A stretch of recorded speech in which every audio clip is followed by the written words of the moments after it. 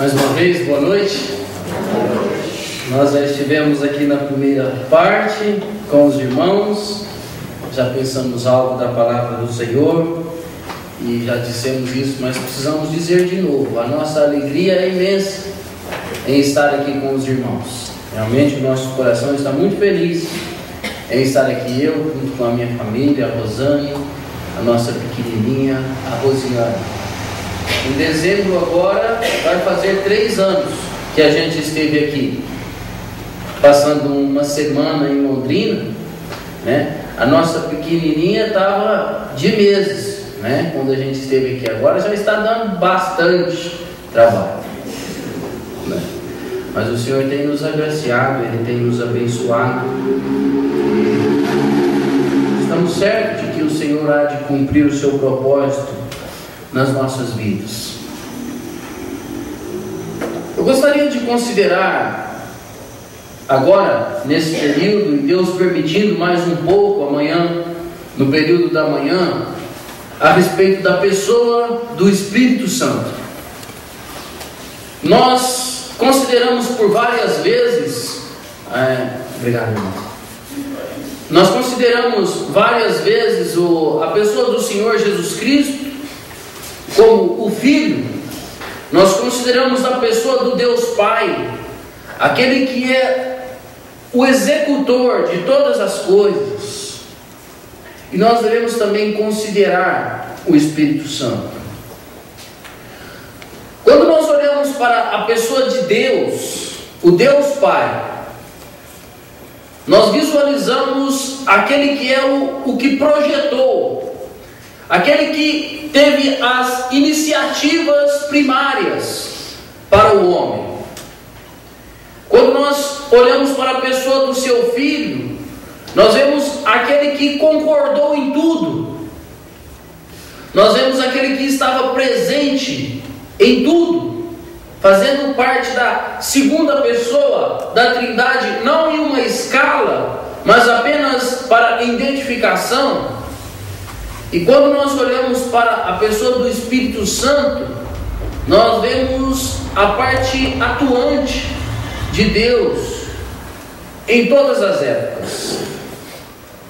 Quando nós olhamos para a criação, antes da criação deste mundo, antes que todas as coisas fossem formadas, antes que a terra tivesse forma, antes que houvesse alguma coisa na face da terra, a Bíblia nos informa a respeito da pessoa do Espírito Santo. Quando nós vemos lá nos primeiros versos da Bíblia, e ele diz que o Espírito de Deus pairava sobre a face das águas.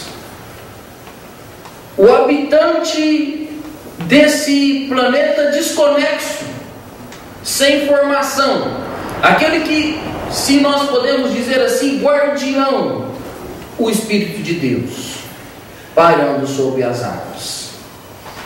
Nós visualizamos no Velho Testamento o ministério esporádico do Espírito Santo, aquele que fazia visitações, aquele que vinha designado por Deus com uma missão específica a um homem de Deus, a um homem escolhido por Deus. Ele tinha uma missão específica, sem permanência.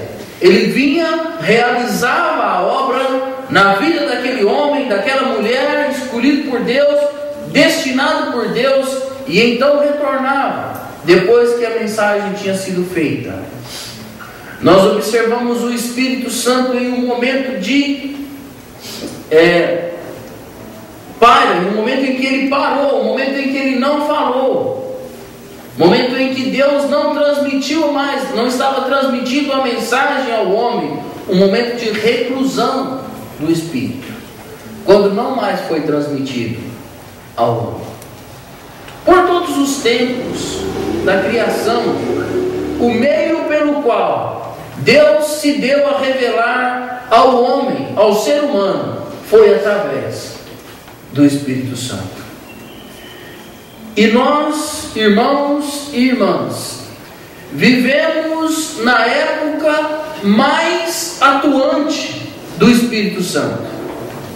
Em todas as eras passadas, antes do Senhor Jesus, antes de Atos capítulo 2, o Espírito Santo era algo que vinha por visitações, em ações e em momentos específicos. Mas quando nós visualizamos a nossa época, a nossa geração, nós temos o Espírito Santo presente. E é interessante que o Espírito Santo, ele é dois presentes. Ele é um presente, o fato em que ele foi dado para nós. E o Espírito Santo, ele é presente. A pessoa dele é presente no nosso meio. Vamos ler 2 versículos para iniciar os nossos pensamentos em o Evangelho que escreveu João.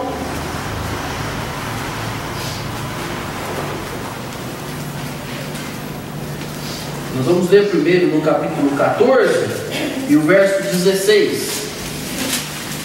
Palavras do Senhor Jesus Cristo, falando com os seus discípulos.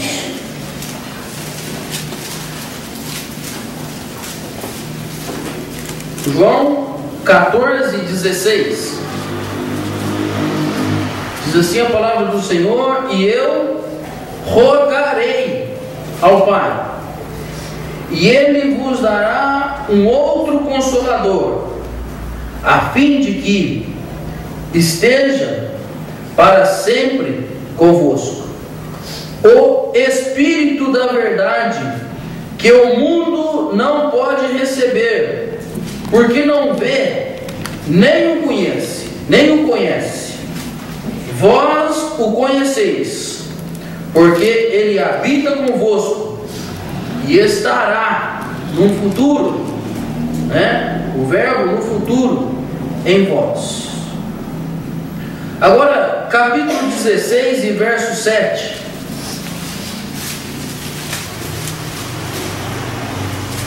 Mas eu vos digo, o Senhor Jesus Cristo, a verdade, convém-vos que eu vá, porque se eu não for, o Consolador não virá para vós outros. Se porém eu for, eu vou enviarei. Estamos certos que o Senhor vai nos abençoar ao meditar na sua palavra. Amém. Irmãos, quando nós começamos a pensar a respeito da pessoa do Espírito Santo, confesso aos irmãos que esse assunto deixa a gente um pouco quanto impactado. Sabe, a pessoa do nosso Deus é uma pessoa real. Deus Pai existe.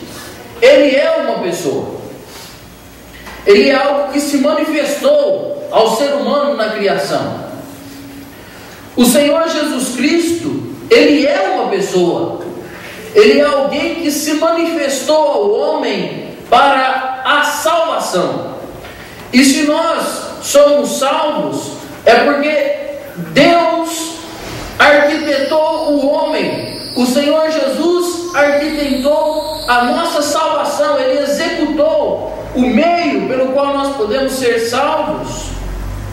Mas nós só somos salvos porque o Espírito Santo nos convence. A nossa vida enquanto vivos aqui neste mundo, se nós somos salvos, e nós somos um projeto dessa palavra que não está nas Escrituras Sagradas, mas nós podemos usar com toda a liberdade da Trindade Divina. Nós fazemos parte do projeto de um Deus triuno. Aquele que projetou, aquele que viu a situação terrível, aquele que executou e aquele que convenceu, aquele que trabalhou na minha vida, que trabalhou na sua vida, para que nós pudéssemos ser salvos. Agora, quando nós olhamos para a pessoa do Espírito Santo, nós começamos a pensar em alguém que é, a palavra no original, quando nós olhamos a palavra espírito, é algo que não tem corpo, que não tem forma. Mas o Espírito Santo não é essa a tradução. O Espírito Santo, ele é real. O Espírito Santo, ele é uma pessoa. O Espírito Santo, ele tem sentimentos. O Espírito Santo, ele é alguém que é exatamente aquele que está pronto a fazer e executar todas as ações. Ele não se diferencia em nada, nem do Deus Pai, nem do Senhor Jesus Cristo, o Deus Filho, e o Espírito Santo, o Deus Pai. Essas três pessoas distintas, elas são complexas no Deus triuno. Aquele que executa o mesmo projeto, aquele que tem a mesma visão, o Deus triuno. O Deus Pai é Deus, o Deus Filho é Deus, o Deus Espírito Santo é Deus. Agora, o Senhor Jesus Cristo, ele teve uma preocupação toda especial com o homem que iria viver no tempo da graça. Quando a gente começa a estudar a palavra de Deus, a gente vê algumas coisas que a gente fica admirado.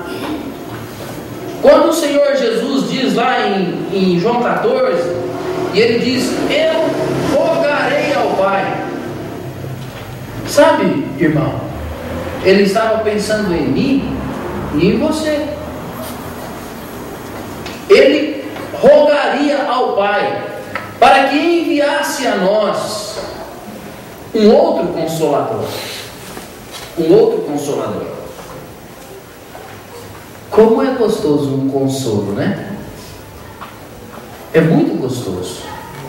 O consolador, ele serve, a função do consolador é fazer com que no meio das turbulências, no meio da dificuldade, nós nos sintamos confortáveis. Essa é a missão de um consolador. Não precisa de consolador em bonança, precisa? Não. Precisa de consolador no meio da tempestade. Nós ouvimos ensino que o nosso irmão Júlio cantou, e realmente é preciso de ter alguém que esteja conosco no meio da tempestade. E o Senhor Jesus, ele sabia que quando ele voltasse ao Pai, as tempestades nas nossas vidas, na vida do crente, iria continuar, iria proceder dia após dia, e não tem sido diferente nos nossos dias. As tempestades são reais nas nossas vidas. O ataque do inimigo é real. O tentar nos desanimar, o tentar nos frustrar a nossa fé, isso é real. Mas o Senhor Jesus rogou ao Pai, e Ele nos deu um outro consolador. Por que a palavra fala de um outro consolador? Ele não existia? Não. O Espírito Santo, ele sempre existiu. Como eu disse, antes da fundação do mundo. Antes de todas as coisas, o Espírito Santo já existia. Mas o Senhor Jesus estava dizendo de um outro consolador, porque a pessoa do Senhor Jesus era presente no meio dos seus discípulos. Ele estava ali, em pessoa. E como eu fico admirado em ver como o Senhor Jesus agia no meio daquele povo como um consolador, não é? Ele curava doentes, ele tirava aflições do povo, né? E eu fico admirado, é algo que me enche o coração quando a gente lê, principalmente o Evangelho que João escreveu, o Evangelho de João, e a gente começa a ver aquele discípulo amado que reclinava ao peito do Senhor Jesus, como que procurando um consolo na pessoa do Senhor Jesus. E o Senhor Jesus, ele era e é um que consola, né? E ele sempre